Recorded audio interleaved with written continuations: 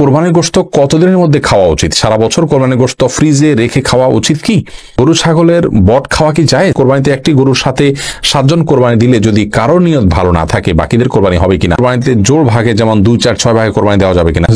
স্ত্রী গর্ভবতী হলে স্বামীরা কি গরু জবাই করতে পারে? কোরবানির পশু 6 জনের কেনার পর আবার নতুন একজন যোগ করলে কোরবানি হবে কিনা? সামর্থ্য থাকা সত্ত্বেও কোরবানি না দিলে কি পাপ হবে? তাহাজ্জুদ নামাজ কি ঘর অন্ধকার করে পড়তে হবে? ঈদের তাকবীর কোন দিন থেকে শুরু করব? টাকা ধার করে কোরবানি করলে কোরবানি বিশুদ্ধ হবে কিনা? বাকিতে কোরবানি পশু কিনলে কোরবানি হবে কিনা? আমরা আর বিলম্ব না করে চলুন আপনাদের গুরুত্বপূর্ণ প্রশ্নগুলোর উত্তর দেওয়ার আলোকিত ভুবনে প্রবেশ করি। শুরুতে যে প্রশ্নটি আমি দেখতে পাচ্ছি, সাদিয়া আক্তার প্রিয়া জানতে চেয়েছেন কোরবানির গোশত কতদিনের মধ্যে খাওয়া উচিত? সারা বছর কোরবানির গোশত ফ্রিজে রেখে খাওয়া উচিত কি? বল সাদিয়া, কোরবানির গোশত ফ্রিজে রেখে আপনার খেতে হবে এমন কোনো বাধ্যবাধকতা নেই। আমরা এটা কিছুদিন খেলাম, এটা দিয়ে আমাদের 6 মাসের গোশত কেনার কাজ সারলাম, এমনটি করাটা জাস্ট মানে কোরবানির সাথে যায় না, অনুচিত এটুকু বলতে পারি। কিন্তু এরকম কোনো সীমানা বলে দেয়নি শরীয়ত যে এর বেশি রাখা যাবে না। কেউ যদি 6 মাস 8 মাস রেখেও খায় তার কোরবানি হয়ে যাবে ইনশাআল্লাহ বিইذনিল্লাহ। কিন্তু এটাকে দিয়ে আমার পরবর্তীতে গোশত কেনা থেকে আমি বেঁচে গেলাম, এটা দিয়ে সারলাম, এই মানসিকতা রেখে অনেকে কোরবানি দেন, সেটা উচিত না। বাট আপনি চাইলে যে কোনো সময় পর্যন্ত রেখে এটি খেতে পারেন। রিসান ভুঁইয়া আপনি জানতেছেন গরু ছাগলের বট খাওয়া কি জায়েজ? জি, এটা সম্পূর্ণ জায়েজ, তবে এটা যার যার রুচির ব্যাপার। কারোর যদি ভালো লাগে তিনি খাবেন, কারোর ভালো না লাগলে তিনি খাবেন না, একান্তই তার ব্যাপার। নেই সালে আহমেদ জানতে চেয়েছেন কোরবানিতে একটি গরুর সাথে 7 জন কোরবানি দিলে যদি কারোর নিয়ত ভালো না থাকে বাকিদের কোরবানি হবে কিনা? যদি একজনের গোশত খাওয়ার উদ্দেশ্য থাকে এবং তিনি গোশতের জন্য করেছেন, কোরবানি তার উদ্দেশ্যই ছিল না, তাহলে কারোর কোরবানি হবে না, কারণ তার উদ্দেশ্য কোরবানি নয় গোশত, অতএব কারোর কোরবানি হবে না। এটি হলো সবচেয়ে গ্রহণযোগ্য কথা এই ব্যাপারে। বিশেষ করে যদি গোশতই একমাত্র ধরুন কোরবানি বুঝি না, আমার এখানে কিছু গোশত দরকার, সেজন্য সে গোশতের জন্য টাকা দিয়েছেন, এটা জায়েজ হবে না। মোহাম্মদ তামিম জানতে চেয়েছেন কোরবানিতে জোড় ভাগে যেমন 2, 4, 6 ভাগে কোরবানি দেওয়া যাবে কিনা? যাবে। অনেকে মনে করে কোরবানি বেজোড় হতে হবে, এমন কোনো বাধ্যবাধকতা নেই। 1, 3, 5 যেরকম দেওয়া যাবে, 2, 4, 6 ভাগেও কোরবানি দেওয়া যাবে। মোহাম্মদুল্লাহ জানতে চেয়েছেন স্ত্রী গর্ভবতী হলে স্বামীরা কি গরু জবাই করতে পারে? কোনো অসুবিধা নেই। স্ত্রী গর্ভবতী হলে স্বামীরা জবাই করতে পারেন না, এরকম কথা আমাদের সমাজে বলা হয়ে থাকে, কিন্তু এই কথার কোনো ভিত্তি, গ্রহণযোগ্য কোনো ভিত্তি নেই। বরং এরকম অবস্থাতে স্বামী চাইলে পশু জবাই করতে পারেন। সজীব প্রমাণিক আপনি জানতে চেয়েছেন কোরবানির পশু 6 জনের কেনার পর আবার নতুন একজন যোগ করলে কোরবানি হবে কিনা? হয়ে যাবে, কোনো অসুবিধা নেই।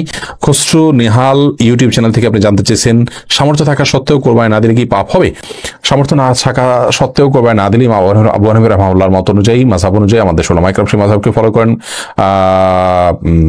এই মাযহাব অনুযায়ী আপনার এটি পাপ হবে। কারণ নবী করিম সাল্লাল্লাহু আলাইহি ওয়াসাল্লাম এখানে সতর্ক করেছেন যে ব্যক্তি কোরবানি করার সামর্থ্য রাখে, মানে যদি সাআতান ইউযাহিয়া ওয়া লাম ইউযাহি ফালা ইয়াকরাবান্না মুসাল্লানা, সেজন্য আমাদের ঈদগাহে না আসে, কোরবানির সামর্থ্য আছে অথচ দিল না, সেরকম যেন মানুষ ঈদগাহে না আসে। তার মানে নবী সাল্লাল্লাহু আলাইহি ওয়াসাল্লাম বিষয়টাকে কত কঠোরভাবে নিলেন। এই জন্য সামর্থ্য থাকা সত্ত্বেও কোরবানি না দেওয়া অবশ্যই পাপ হবে এই হাদিসের আলোকে।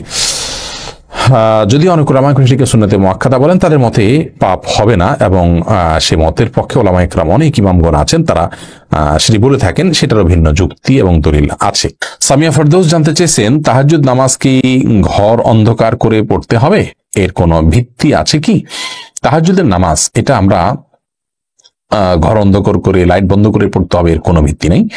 বরং সেটা আপনার যেভাবে সেভাবে আদায় করতে পারেন। আপনার মনোযোগের জন্য আপনি যদি আলো আধার করে নিতে পারেন, ডিম আলো করে নিতে চান, তো সেটি করতে পারেন, কোনো অসুবিধা নেই। তবে অন্ধকারেই পড়তে হবে এমন কোনো বাধ্যবাধকতা বা নিয়ম নেই। কাব্য এডি থেকে আপনি জানতে চেয়েছেন ঈদের তাকবীর কোন দিন থেকে শুরু করব? ঈদের নয়, তাকবীর তাশরিক এটি 2 ভাবে হয়। একটা হলো জিলহজের চাঁদ শুরু হয়েছে, এখন থেকে আমরা বেশি বেশি করে আল্লাহু আকবার, আল্লাহু আকবার, আল্লাহু আকবার, লা ইলাহা ইল্লাল্লাহ, আল্লাহু আকবার, আল্লাহু আকবার, লিল্লাহিল হামদ, আমরা বেশি বেশি করে এখন থেকে পাঠ করব, কোনো সময় কোনো সংখ্যা নির্দিষ্ট না করে, যত বেশি সম্ভব। আর আরাফাতের দিন হাজী সাহেবরা আরাফাতে অবস্থান করলে তখন থেকে তারা তাকবীর শুরু করেন। আমরা পৃথিবীর যে যে প্রান্তে আছে সেখানে 9 তারিখ ফজরের পর থেকে আমরা এই তাকবীর শুরু করব। ঈদের পরে 13ই জিলহজ অর্থাৎ ঈদের 4র্থ দিন আসর পর্যন্ত প্রত্যেক নামাজের পরে একবার করে তাকবীর নারী পুরুষ সবাই পাঠ করব।